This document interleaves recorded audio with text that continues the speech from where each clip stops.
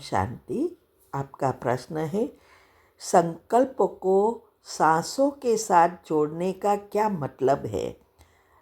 जो आपकी कमेंट्री में बताते हो, सांस लो और संकल्प करो, फिर छोड़ो, दूसरा शब्द बोलो, ऐसा ही करना है क्या? कुछ और है समझना? उत्तर है, देखो, इसमें जो दिनचर्या में रोज़ जो कमेंट्री आती है उसमें एक वीडियो आती है कि कैसे हर एक अवस्था को सांसों के साथ जोड़कर कैसे विजुअलाइज करना और दो विचारों के बीच अंतर बढ़ाना। वो वीडियो आपने देखी क्या? इसमें मैंने समझाया है कि सांसों के साथ जोड़ना यही है, जब हम सांसें एकदम नाभि तक ले जाते हैं, ऊंडे श्वास लेते हैं, तो नाभि के यहाँ 72,000 नाड़ियाँ है और वो नाड़ियाँ द्वारा हर एक सेल्स को ऑक्सीजन और एनर्जी दोनों मिलता है।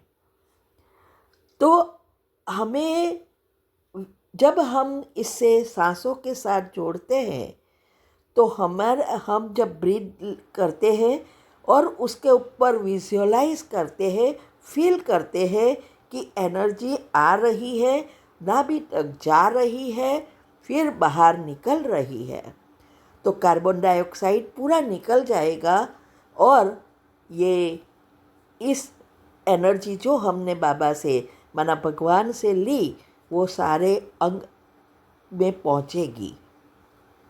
साथ साथ ये करने में जब हम सांसें पर ध्यान देते हैं और ऊंडे श्वास लेते हैं तो हमारे दूसरे विचार नहीं चलेंगे, क्योंकि उसके ऊपर हम विजुअलाइज कर रहे हैं, ध्यान दे रहे हैं।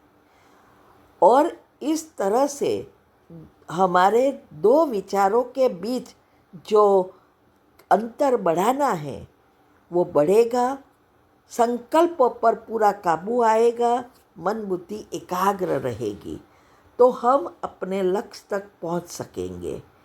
तो ऐसा ही है, सांस लेना भी है लेकिन सांसों के साथ फील करना है कि एनर्जी आ रही है और नाभि तक जा रही है, पेट फूल रहा है और फिर जब निकलता है तब ये पेट दबकर कार्बन डाइऑक्साइड को बाहर निकाल रहा है।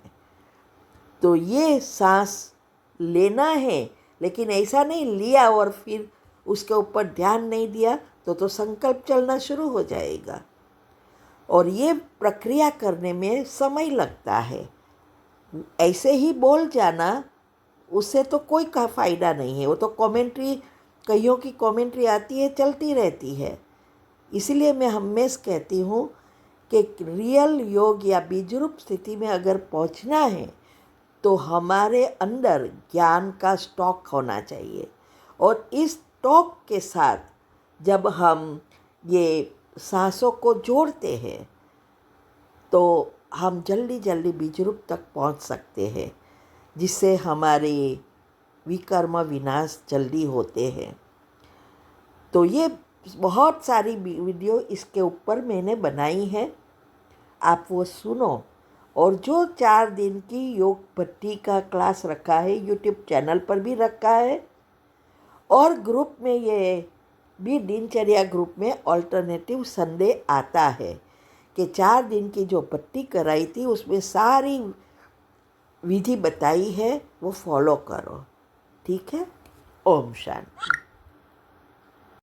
प्रश्न है, त्रिकालदर्शी किसी भी बात को एक काल की दृष्टि से नहीं देखते, हर बात में कल्याण समझते हैं, ये स्लोगन समझना है।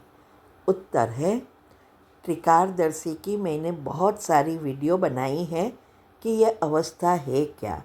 आप स्पेशल टॉपिक में ट्राई करेंगे बहुत सारी प्लेलिस्ट में स्पेशल टॉपिक है, उसके अंदर आपको मिलेगा कि त्रिकालदर्शी अर्थात तीनों कालों को जानने वाले। अभी हमें सारे ज्ञान के राज पता है कि जब कोई भी परिस्थिति आए वो हमारी पिछली है, पिछले कर्मों का हिसाब है। अभी हमें वर्तमान क्या करना है जिससे हमारा भविष्य बदले। ये है तीनों कालों को ध्यान देकर आगे बढ़ना और कर्म को परिवर्तन करना। इसीलिए स्लोगन में बताया कि अभी का ही नहीं सोचेंगे वो कि ये किया माना ये अभी फ़ायदा होना ही चाहिए। यह कोई भी चीज़ है, स्थूल या सूक्ष्म, एक काल का नहीं सोचेंगे, वो तीनों कालों का ध्यान रखेंगे और वहाँ ड्रामा का ज्ञान और कर्म की गति को अच्छी रीति समझना होता है। ठीक है, तब हम तीनों कालों को अगर देखेंगे तो पुरुषार्थ होगा और हम अपने लक्ष्य तक पहुंच सकेंगे। ओम शांति।